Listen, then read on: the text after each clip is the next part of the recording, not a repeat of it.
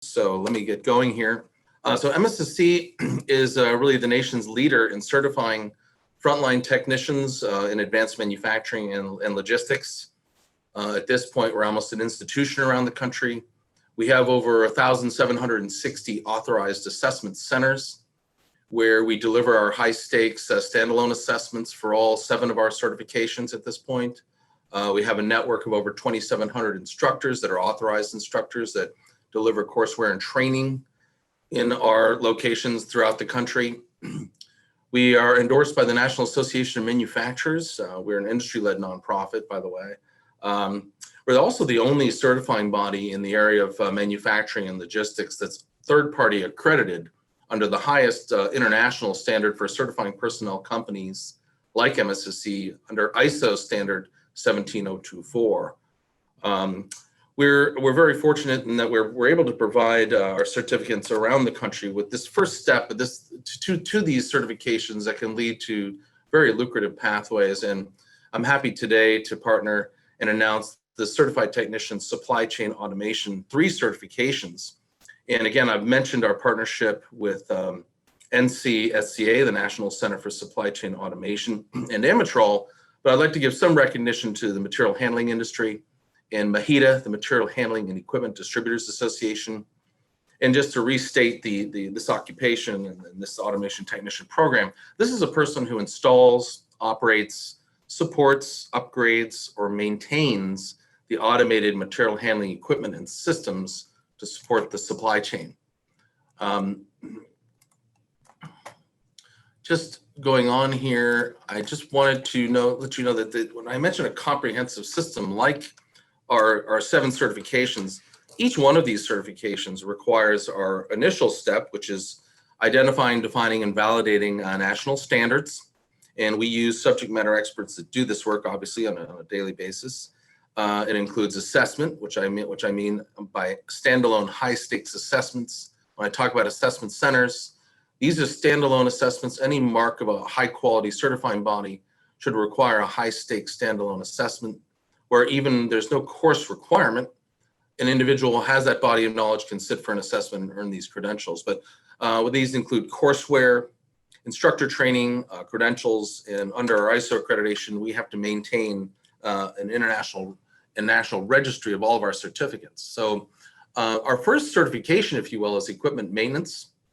This credential is aligned with the skills most supply chain employers require for an entry-level maintenance technician. The bullet list shown under the title gives examples of the key activities or skills on which individuals are trained and assessed for the certification. That's true of these other 3. This includes the equipment maintenance includes skills such as system operation, safety, preventative maintenance, lubrication, and various types of machine adjustments. The second certification is equipment repair. This next credential involves, similar to the M credential, the ER credential is aligned with the skills required for really the next level technician, if you will. There's no requirement to go in this order, but the next level technician, this occupation is for supply chain facilities, sometimes called a Tech 2, which is to troubleshoot, install, and modify the electromechanical equipment.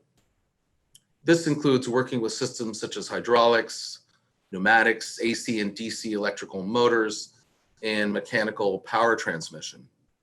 And the third certification, if you will, is network repair, or CT-SCA NR. This credential is really the capstone where they demonstrate competency of the entire automation system, adding controllers and networks. Like the other 2 credentials, the NR credential is aligned with industry requirements for the Tech 3 occupation. In this certification, individuals must demonstrate their ability to install, configure, program, modify, and troubleshoot programmable logic controllers, variable frequency drives, Ethernet networks, barcode scanners, and the entire system, actually. So what's involved in earning each one of these certifications? So they're both very demanding, looking at 150 to 200 hours of both e-learning, or what we call project-based learning. That's a combination of e-learning and hands-on, which is really the best way to learn. You can see that for each of these, we actually require 2 assessments. So for the e-learning portion, we require a multiple choice assessment, which is about 90 to 120 minutes.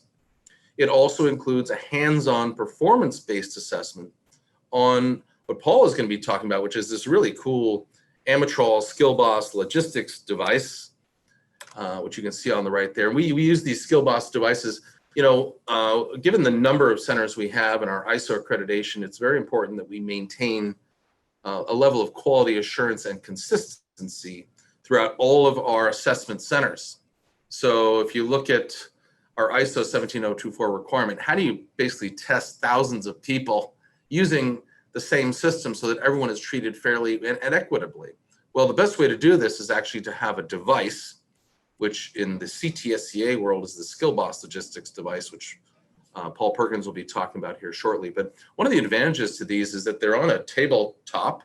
They're built, in this case, the SCA is built into a table. They're portable. They're affordable in the sense that if you look at the alternative, which would be to set up a huge lab with multiple hard trainers, you're looking at several $1 million. This particular machine can be put into a classroom environment. You could put in 2 into a classroom environment and enable students from all walks of life to have great opportunities in this career path. So, and also we're looked at a lot of talk these days about underserved rural and urban areas. Well, this is an opportunity to provide an advanced logistics technician program in rural and urban areas.